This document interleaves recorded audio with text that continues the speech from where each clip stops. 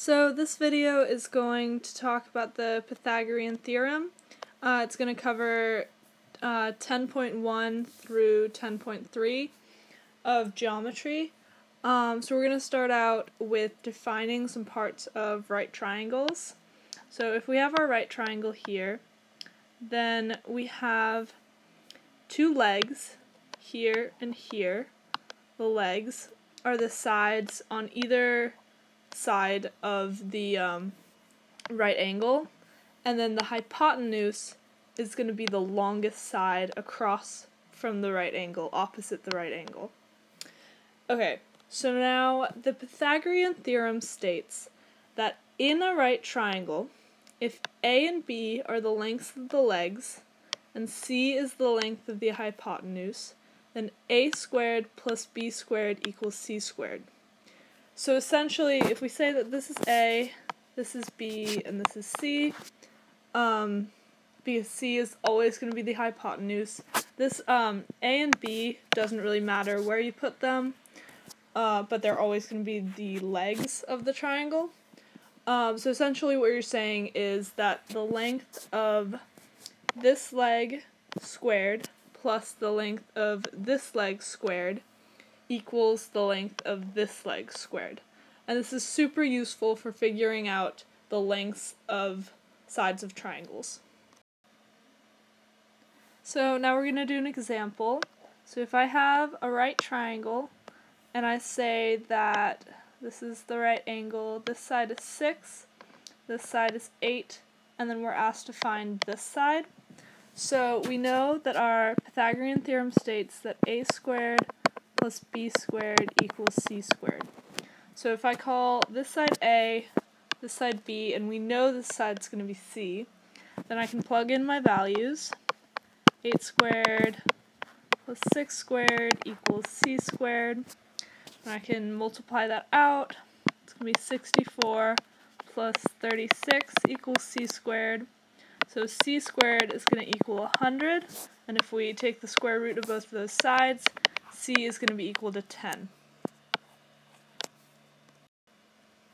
So the reason that worked out so well is that 6, 8, and 10 are actually a Pythagorean triple, and Pythagorean triples are three positive integers that work in the Pythagorean formula as whole numbers without any decimals. So some examples of common Pythagorean triples are 3, 4, 5, which is probably going to be the most important one for you to know. It turns up all over the place.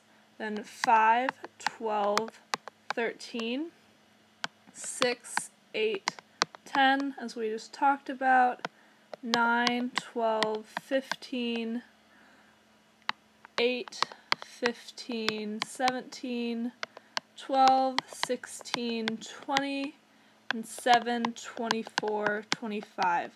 So actually what we can see here is that, so we have this first Pythagorean triple, and then if we multiply all the values in this by 2, we get this one.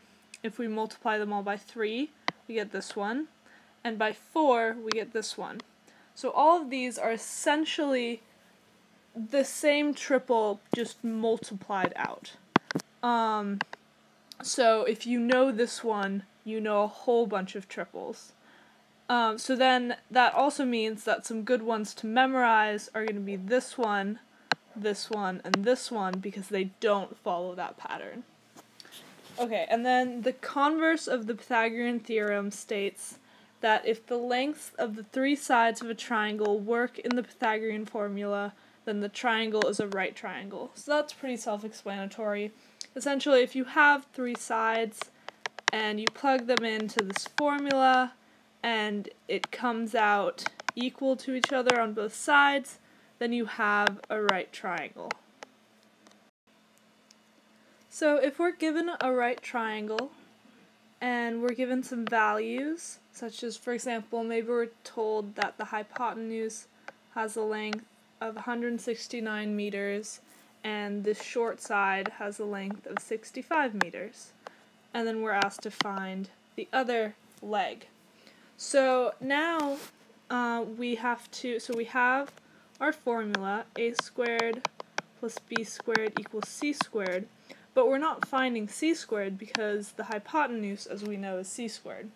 So let's call this c, and then let's arbitrarily say that this is a and this is b.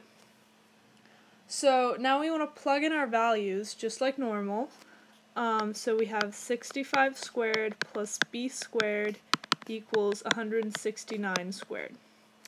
So now we want to move it so that we have the b squared isolated.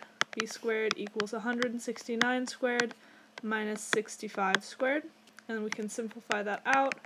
And 169 squared turns out to be 28,561, and then minus 4,225, and then we simplified that, and that gives us 24,336.